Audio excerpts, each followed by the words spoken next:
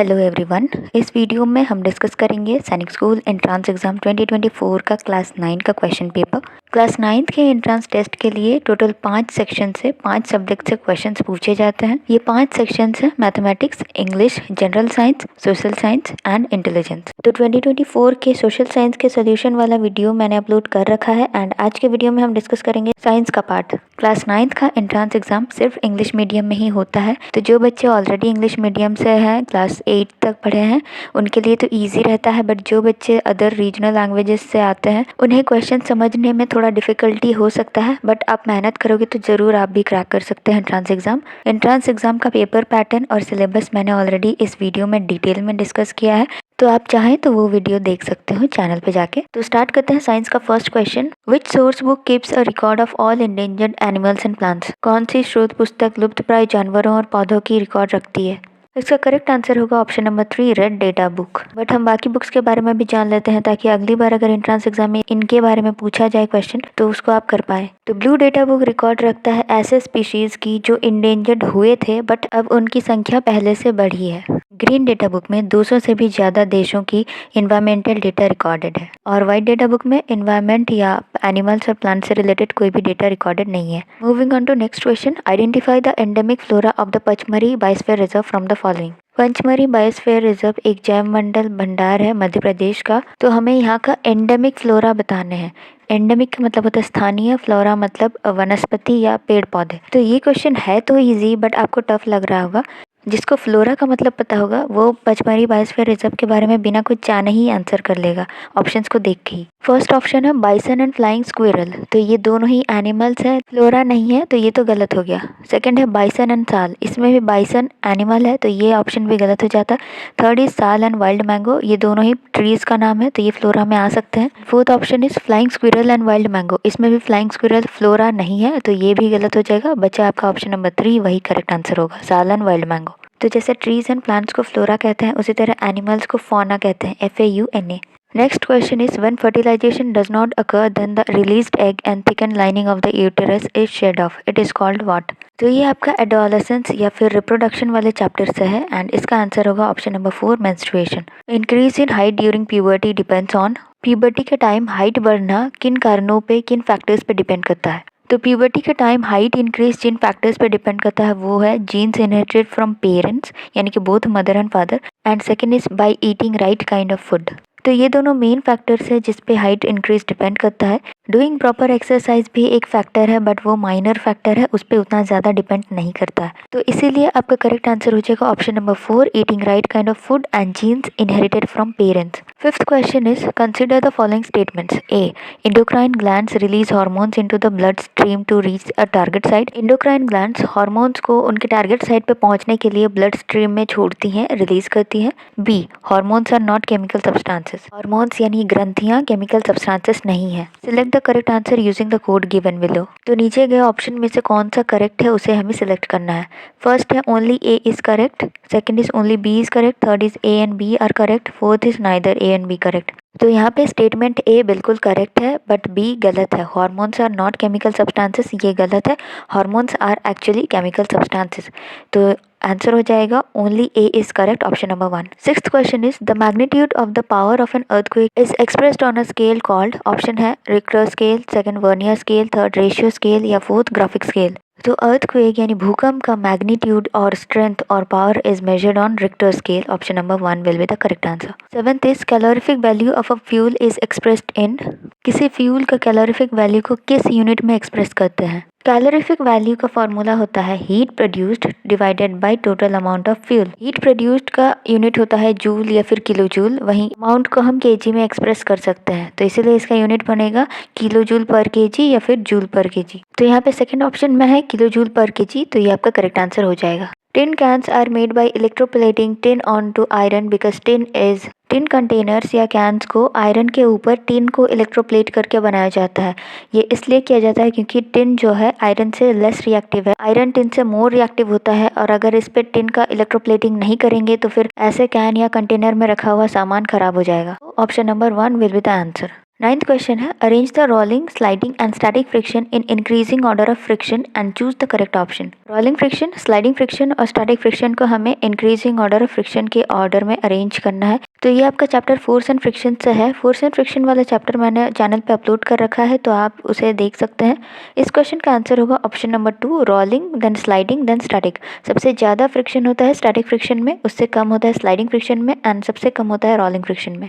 Option number 2 will be the answer. Which of the following is not a rabi crop. Crops दो type के होते हैं, राबी और खरीफ। राबी होते हैं जो विंटर में उगाए जाते हैं, खरीफ होते हैं जो मानसून सीजन में उगाए जाते हैं। तो इनमें से बताना है कौन सा राबी क्रॉप नहीं है, यानी ऐसा क्रॉप जो विंटर में नहीं उगाया जाता है। ऑप्शन में से व्हीट, पी और मस्टर्ड विंटर सीजन में उगाए जाते हैं, तो ये तीनों राबी क्रॉप्स हैं।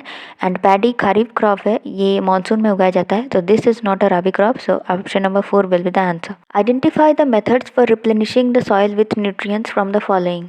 मिट्टी की फर्टिलिटी को न्यूट्रिएंट्स देकर किस मेथड से ठीक किया जा सकता है, रिप्लेनिश किया जा सकता है। फर्स्ट है ग्रोइंग डिफरेंट क्रॉप्स अल्टरनेटली, यानी विभिन्न फसलों को बारी बारी से उगाना।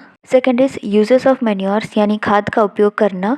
सी है सोइंग हेल्दी सीड्स, यानी स्वस्थ बीज बोना। And D is growing legumes as fodder in one season and wheat crop in the next season. फलियों को चारे के रूप में एक सीजन में लगाना और अगले सीजन में व्हीट क्रॉप यानी गेहूं उगाना। सॉइल को न्यूट्रिएंट्स देने के लिए यानी इसकी फर्टिलिटी बढ़ाने के लिए मेथड यूज किया जाता है ए, बी और डी। ऑप्शन नंबर सी नहीं होगा, क्योंकि हेल्दी सीड या स्वस्थ बीज बोने से सॉइल का न्यूट्रिएंट नहीं बढ़ता है। Answer will be option number 2, A, B and D. Next is when electric current is passed through the copper sulphate solution then what happens. जब कॉपर सल्फेट सोल्यूशन में इलेक्ट्रिक करंट पास किया जाता है तो क्या होता है।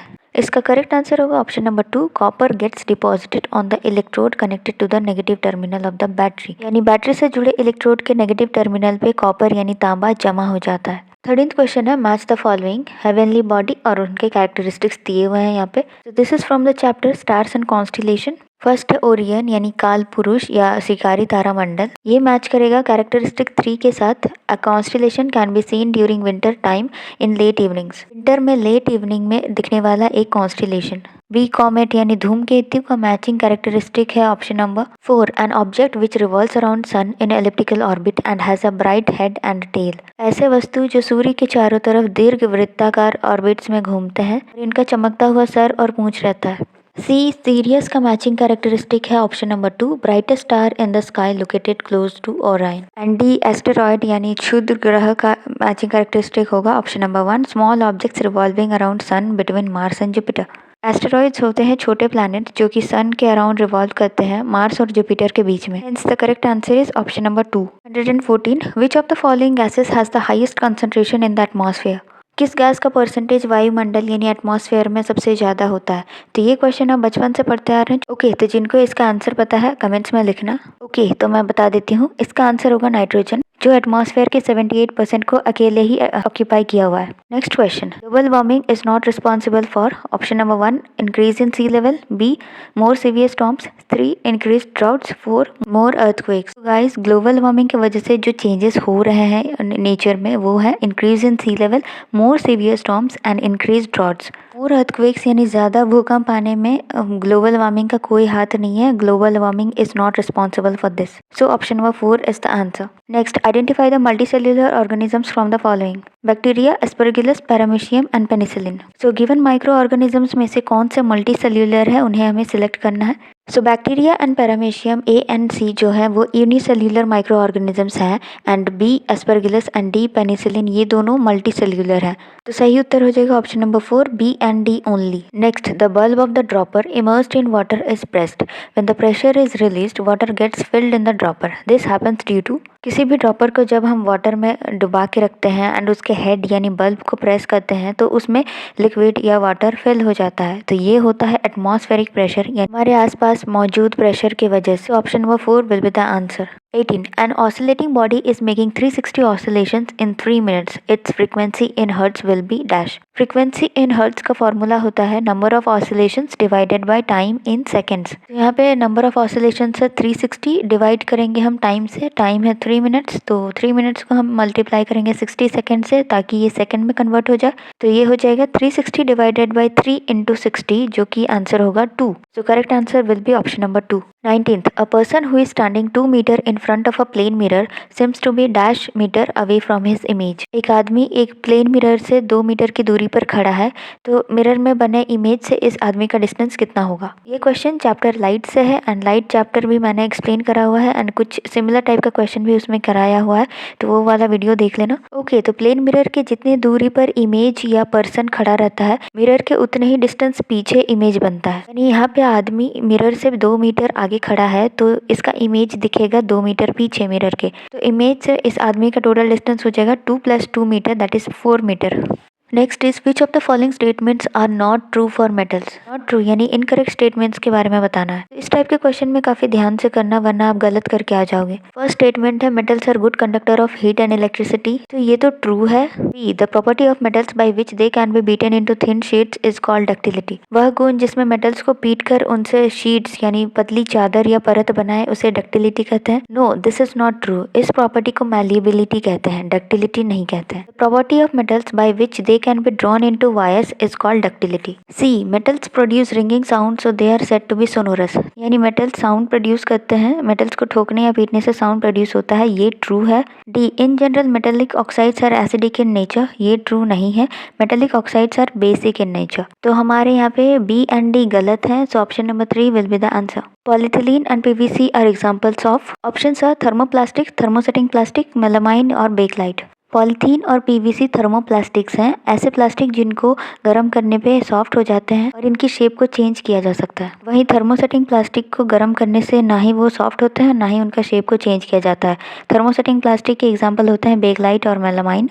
सो यहाँ पे option number 1 is the answer. 122 again matching question है, तो ये आपका कोल एंड पेट्रोलियम वाले चैप्टर से है। ए, कोक का मैच है 2 almost pure form of carbon. B में है कोल टार जो कि यूज होता है नैप्थलीन बॉल्स बनाने में, तो ये मैच करेगा 4 के साथ। सी इज कोल गैस जो कि मैच करेगा 1 से, obtained during the processing of coal to get coke, coke बनाने के टाइम कोल को प्रोसेसिंग करने के समय कोल गैस उत्पन्न होता है। डी पेट्रोल मैच करेगा 3 पेट्रोलियम से। इस क्वेश्चन में कई सारे बच्चे क्वेश्चन नहीं आता है बोल के छोड़ के स्किप कर गए होंगे, बट देखिए ये बहुत ही इजी था। पेट्रोल पेट्रोलियम के साथ ही मैच करेगा, यानी डी के साथ 3 मैच करेगा एंड ये सिर्फ एक ही ऑप्शन में था, तो जिसको ये बस आता था कि पेट्रोल को पेट्रोलियम से मैच करना है, वो अगर इसी हिंट के साथ ऑप्शन नंबर 3 को मार्क करके आता तो उसे मार्क्स मिल जाते, तो बहुत ही आसान था। Option number 3 will be the answer. Next is a combustible substance catches fire और burn as long as its temperature is dash its ignition temperature. Ignition temperature किसी भी वस्तु के उस टेम्परेचर को कहते हैं जिसके इक्वल या उससे ज्यादा अगर टेम्परेचर हो जाए